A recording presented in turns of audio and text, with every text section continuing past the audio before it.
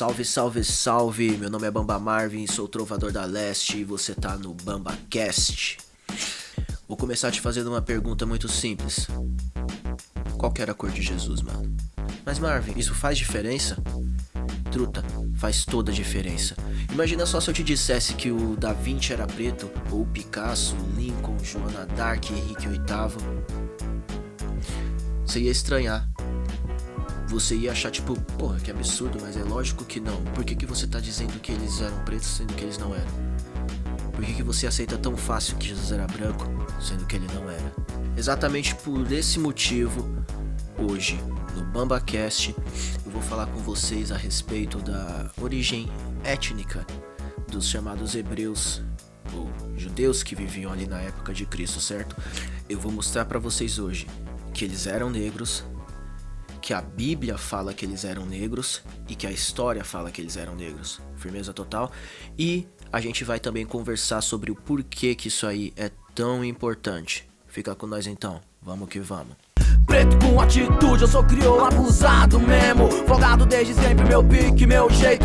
B-A-M-B-A, é tudo no meu nome, passo o microfone e me deixa rimar. Vi mais bolado que o Beck, que faz somente minha track na produção do... Bom, vamos começar falando aí da Bíblia, não é não? Já que ela pode ser considerada a maior fonte histórica a respeito do povo hebreu, tá? Eu não tô aqui citando a Bíblia como fonte de sabedoria espiritual, etc, etc, etc. Isso aí vai da fé de cada um, firmeza? Eu tô citando ela aqui como um registro histórico que, embora você nunca tenha percebido, mostra muito bem pra gente como os hebreus eram pretos e, portanto, Jesus também era. Vamos começar lá no Velho Testamento, demorou? Falando um pouquinho aí de Abraão, de Noé, de toda essa galera, de José, Moisés, e aí a gente vai caminhando até o Novo Testamento. Eu me apoio inicialmente no fato científico de que os egípcios eram pretos. Ok? Porra, Marvin, mas o que isso tem a ver, mano? Você falou que ia falar a respeito dos hebreus e agora já tá indo pros egípcios? Egípcios. Truta, tem tudo a ver, demorou? Falar um pouco aí sobre algumas palavras da galera do Egito e algumas palavras que a gente encontra na Bíblia. Kemet. Se eu estiver pronunciando errado, vocês me corrigem depois, firmeza? Essa palavra quer dizer terra preta. E os egípcios gostavam de se chamar assim, Kemet. Aliás, chamar a terra deles como Kemet. O importante é que o bagulho quer dizer terra preta. E essa palavra é derivada da palavra Cã. K-A-M. Cã era um filho de Noé. E muita gente conhece ele por causa daquela história dele ter visto o pai pelado, depois de ter tomado vinho, e o pai amaldiçoou o filho dele, Canaã, ou Kenaã, tá ligado? Que também é outra palavra que deriva de Cã. E na época da escravização africana, os europeus usaram isso como desculpa bíblica para escravizar o povo preto, dizendo que eles eram os descendentes de Canaã. Mentira, mas enfim. A gente também pode fazer um outro vídeo explicando direitinho quem são esses descendentes de Canaã e por que essa brisa desses caras estava totalmente errada. Eu inclusive tenho uma música falando a respeito dessa parada, o nome dela é Filhos de Cã, dá uma passadinha lá no Spotify, YouTube e qualquer outra plataforma de streaming, porque tá em praticamente todas. Confere lá e fala depois pra nós se vocês curtiram, demorou? Cã teve, se não me engano, 4 filhos. Put, Cush, Mitzraim e Canaã. Mitzraim deu origem ao povo que é conhecido como egípcio hoje. Então, a gente já sabe que os egípcios, pelo menos segundo a Bíblia, são filhos, são descendentes de Cã. Cã, que significa queimado, preto, escuro. E Kemet significa terra preta. Ou terra dos pretos. Abraão. Abraão nasceu num lugar chamado Ur dos Caldeus, que hoje é o atual Iraque.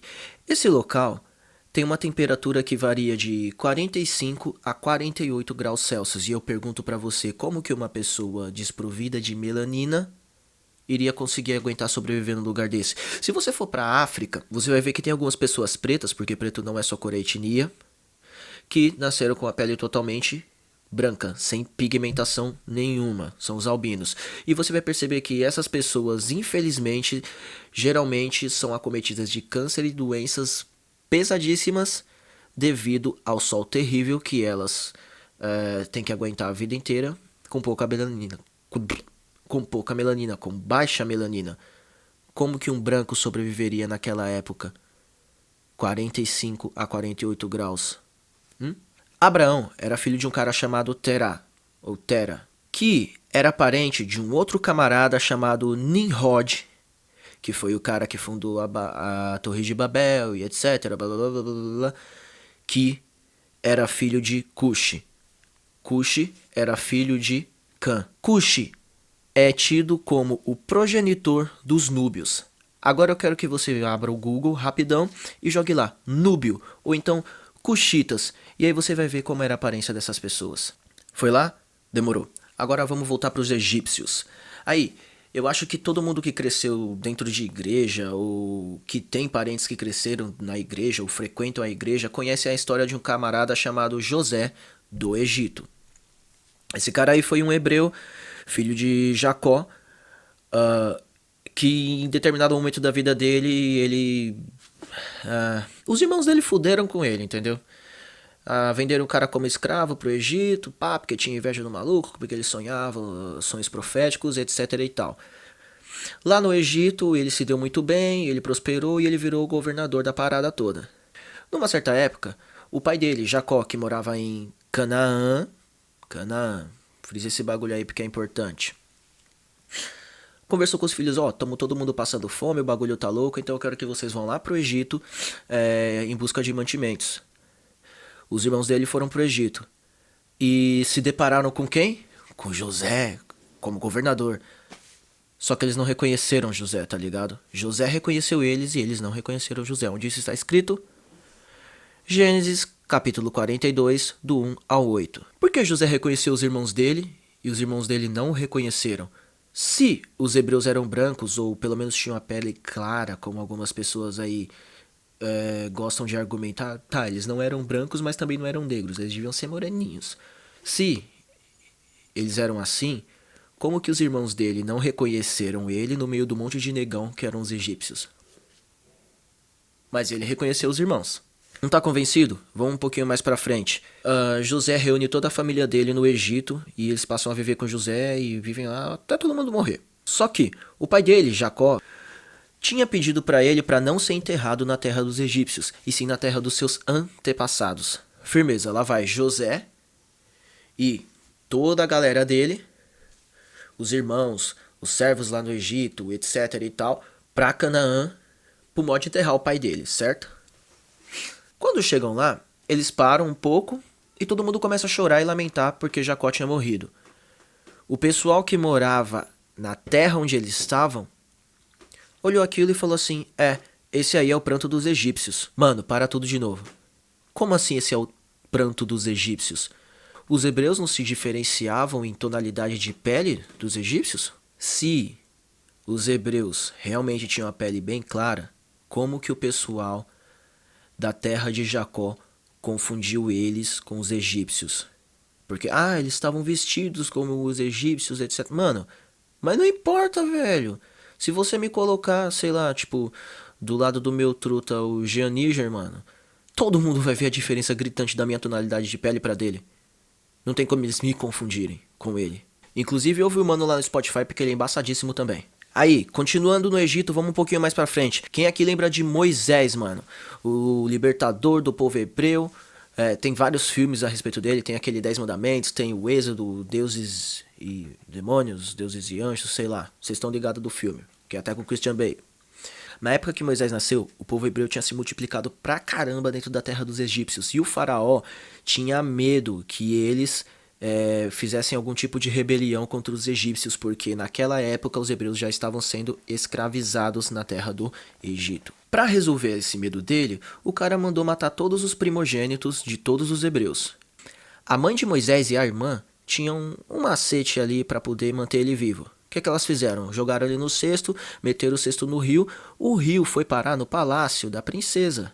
Ela, por sua vez, gostou do moleque e pegou pra ela pra criar.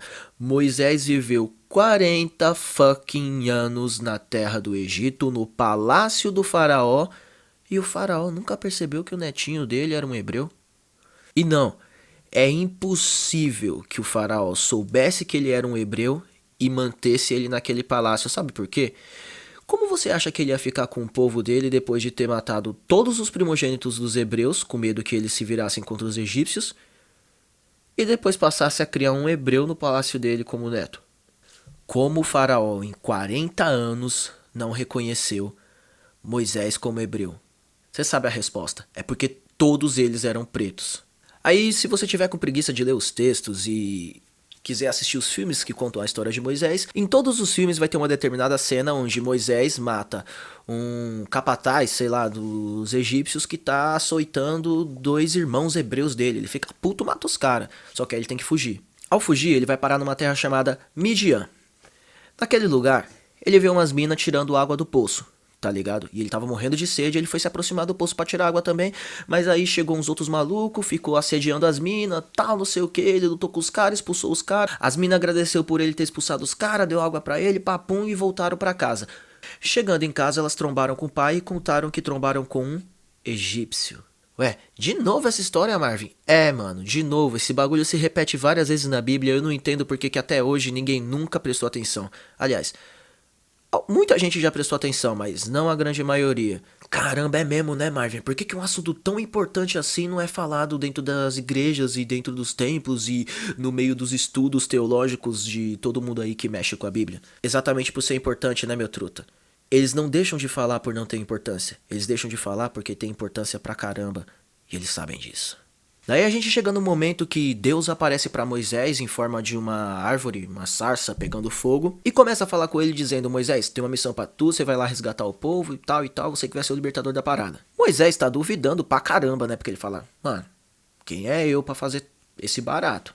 Deus pega e fala pra ele: Moisés, enfia a mão aí dentro do seu peito e tira de volta. Nessa hora, Moisés enfia a mão no peito, tira de volta, acho que esse enfia a mão no peito devia ser no sovaco, né, algum bagulho assim, deve ter traduzido como peito, porque... Enfim, ele coloca e assim que ele tira de volta, a Bíblia fala que a mão dele tá leprosa. Só que aí tem um detalhe nesse leproso que a gente também passa batido. Fala que tá leprosa, branca como a neve. Nesse momento é importante frisar para vocês o seguinte: a palavra lepra na Bíblia, ela é sempre repetida, na maioria das vezes, traduzindo uma palavra do hebraico arcaico ou aramaico arcaico, eu não sei exatamente em qual idioma estava escrito essa palavra, chamada tzaraat. Não sei pronunciar também, mano, não sou professor de hebraico nem de aramaico, então quem tá bolado com a minha pronúncia, faz melhor essa porra. Tzaraat é uma palavra usada para relatar vários e vários tipos de doenças da pele. Sempre que eles se referem a tzaraat na Bíblia, eles falam que a pessoa que pegou essa parada ficou branca como a neve. Fala pra mim, como é que uma pessoa branca pode ficar branca? Pra que registrar que uma pessoa branca perdeu a pigmentação da pele dela se ela já é branca? Ah, Marvin, esse bagulho é tipo vertilingo? Mano, o que era eu não sei. Talvez fosse, tá ligado? O fato é que Moisés puxou a mão de volta do sovaco. Eu prefiro acreditar que era o sovaco. E o bagulho tava branco, mano. Aí Deus mandou ele botar de volta, ele botou, saiu preto de novo, quer dizer, saiu na cor normal que tinha voltado ao normal. E o normal pra nós tá ligado que é preto, moleque. Esse fenômeno se repete não poucas vezes na Bíblia, tá ligado? A irmã de Moisés lá na frente, quando ele já tinha libertado o povo judeu, eles estavam caminhando pelo deserto lá em busca da terra prometida, ficou puta com ele porque ele se casou com uma... Eita, o limite do meu vídeo vai ser atingido daqui a pouco. Se acabar minha memória, eu vou ficar gravando só nessa câmera. Ficou puta com ele porque ele casou com uma etíope. Truta, é importante lembrar porque muitos crentes... Eu já falo mais dos crentes, tá ligado? Nem tanto dos católicos. Porque eu cresci no meio dos crentes, eu ouvia isso de crente. Muitos crentes falam que Miriam ficou puta com Moisés porque a esposa dele era preta. Não é isso, mano. É porque ela era etíope realmente. E vocês estão ligados de todo aquele bagulho de que o povo judeu recebeu a ordem de Deus de que não era pra se misturar com outros povos. Certo? Miriam falou isso, Deus ficou bolado porque ela tacou o pupilo dele. O que aconteceu com ela? Tzaraat, lepra. Ela ficou branca como a neve. Por que uma pessoa branca receberia o castigo de ficar branca? Oh, firmeza, galera. Realmente acabou a memória do outro celular. Eu vou ficar gravando só nessa câmera agora. Enfim. Outro momento onde essa parada se repete tá lá no segundo livro dos Reis, capítulo 5, versículo 27. Qual que é a brisa, Leque? A gente vai falar agora de Naamã, que era um cara que era general de exército, se não me engano, faz muito tempo que eu não leio a história dele, tá ligado? E esse maluco tinha lepra, Saraate. E aí, ele vai atrás de um profeta chamado Elias, o Elias manda ele tomar um banho lá no rio 7 vezes e o bagulho sai dele, firmeza. Aí, ele vai oferecer ouro lá pro profeta Elias, ou era Eliseu, sei lá. Vai oferecer ouro pro cara em gratidão e tal, e o cara fala, não quero esse bagulho não, pode ficar tranquilo, fica com o teu ouro aí. O servo desse profeta cresce o zóio no ouro, vai atrás de Naamã e fala, não, meu mestre mudou de ideia, pá, não sei o que, pode dar o dinheiro. Mano, ele pega o dinheiro, suave, e volta, quando o profeta vê que ele fez isso, ele fala, mano, só por causa que você foi ganancioso, Deus agora vai te castigar. E aí a lepra de Naamã passa pro servo de Elias, tornando ele branco como a neve. Eu gosto de pensar que vai vir um castigo fudido pra todo mundo que usa religião pra ganhar dinheiro, né não? Bem que podia vir. Mais uma evidência pra você tá nas recomendações que você encontra a respeito das pessoas com lepra, que são deixadas no livro de Levítico, capítulo 13, versículo 2. Vai lá e dá uma lida. Daí nós chegamos no Novo Testamento, mas antes deixa eu perguntar, você lembra da história que eu falei do Moisés, né não? O que fizeram pra poder esconder ele de Faraó e ele não morrer, etc. Firmeza. Quando Jesus ia nascer, alguns profetas chegaram e falaram pro Herodes, que era o rei lá da província onde Jesus iria nascer, que o Messias prometido estava chegando. O maluco pegou e falou, não posso deixar isso acontecer não. O que ele fez? Mandou matar todos os primogênitos.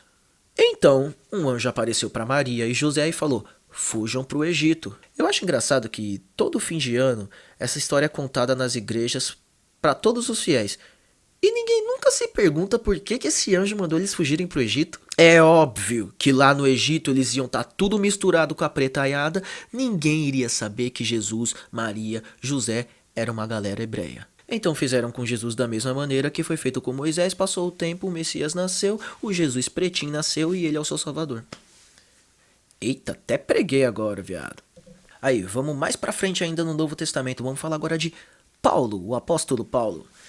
Esse mano aí foi preso várias vezes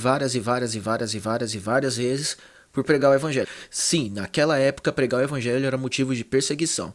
Hoje, pelo menos no Brasil, não pregar o evangelho é motivo de perseguição, né não? Alô, crente que gosta de tacar pedra em macumbeiro, invadir terreiro, tocar fogo, zoar com o culto dos caras. Paulo foi preso várias vezes por causa que estava pregando sobre Jesus Cristo. Em uma dessas prisões, ele foi conversar em grego com o guarda romano. E o guarda ficou assim, tipo, como que você sabe grego? Porque tá escrito lá, Atos capítulo 21, de 37 a 38. Ele achava que Paulo era egípcio. Então, se você pensa que na época de Jesus, talvez por causa de tanta mistura, etc, a pigmentação dos hebreus tinha se perdido, não. Na verdade, estava mais ou menos no tom da minha pele, tá ligado? Jesus se parecia comigo, mas não me adore por causa disso. Eu sei que eu sou maravilhoso. Por que o carcereiro confundiria Paulo com um egípcio se ele fosse esse branquelo cara pálida que é retratado em todos os filmes, todas as séries, todas as novelas? Ah, só voltando rapidinho para o Antigo Testamento, porque eu esqueci de um detalhe muito legal. Lamentações, capítulo 5, versículo 10. Eu vou ler aqui, sim, eu tô com uma colinha.